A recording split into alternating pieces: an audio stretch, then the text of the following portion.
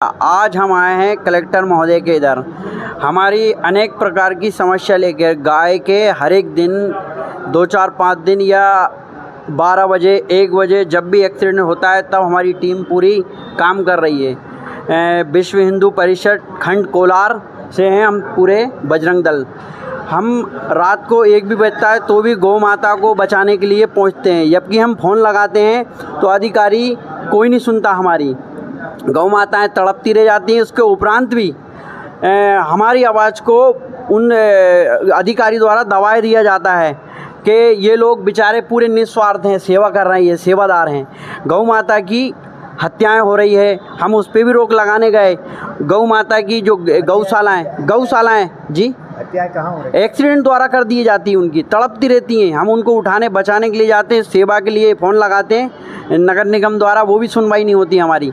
इसके उपरांत हम गौशाला में गए, वहाँ भी एक भी तो ये पशुपालकों की गलती है या गौपालकों की तो गलती पशुपालक की गलती है, लेकिन उसके उपरांत यदि उनका टैग या कोई आधार कार्ड या गाय का कुछ बन जाए ऐसे तो उनकी पहचान कर सकें, जिसकी मालिक की पहचान हो सके। अब उसके उपरांत हम ये भी नहीं कर पा रहे हैं कि कौन है क्या है। हमको ना नगर निगम से कोई सपोर्ट है, हमें ना ही कोई प्रशासन से सपोर्ट है और ना ही हमें कोई थाने से सपोर्ट है। और जब भी नगर निगम को गाड़ी को कॉल करते हैं तो हमको 4 घंटे वेट करना पड़ता है और उसमें भी सीमा आती है, बोलते हैं कि हमारी सीमा इधर है और हम जहाँ काम करते हैं वहाँ से हम 4 किलोमीटर 5 किलोमीटर दूर हम उसके लिए भी रेडी होते हैं कि हम सीमा तक गाय लेकर आते, पर 4-4 घंटे गाड़ियों को कोई अता पता नहीं रहता। और हम गौशाला में भी गए, गौशाला में भी वो भी बंद पड़ी।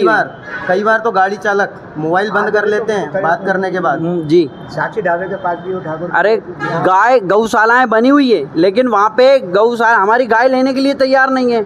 अब बताओ, तड़पती हुई गाय को हम ट्रीटमेंट मान लो जैसे तैसे करा देते हैं, इसके उपरांत भी वो लोग गाय को झेलते नहीं है, बोले आवारा गाय है। और वहाँ पूरी गौशाला हम मान लो छोड़ के भी आ गए तो भगा देते हैं उनको। हम ये महोदय जी के इधर आए, हम ये आश्वासन चाहते हैं कि जो गाय, एक तो उनका जो टैग जो होता है कानों में जो बिल्ला लगता है वो बन जाए उनको, तो गाय की पहचान हो सके। दूसरी बात, मालिक का पता लग जाए। तीसरी बात, गौशालाएँ चालू हो तो कम से कम तड़पती हुई गाय को हम समय पे लेके उसको गौशाला छोड़ दें। वो गौशाला ही बंद है। वो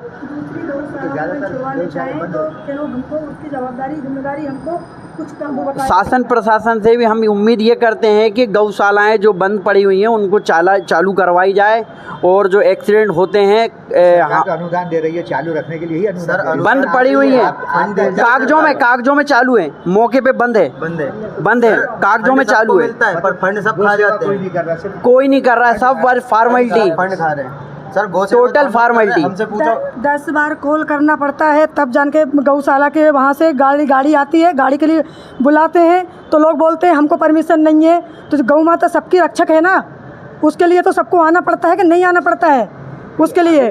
अभी क्या है, कई बार ये लोग परेशान होते हैं, गाड़ी नहीं पहुंचती, ग्रामीण क्षेत्र बता देते हैं तो ग्रामीण क्षेत्र में गाड़ी नहीं जाती है। क्या ग्रामीण क्षेत्र हो या क्या बोलते हैं वो, तो तब भी गाड़ी तो वहाँ पहुंचना चाहिए ना। गौरक्षक में तो क्या होता है, यही होता है ना। ये जिम्मेदारी सरकार को परेशान उठाना पड़ेगा और ये करना पड़ेगा। अगर ग्रामीण क्षेत्र हो या कोई जिला हो, हाँ, तो उससे हमको गौ माता के लिए सुरक्षित व्यवस्था चाहिए।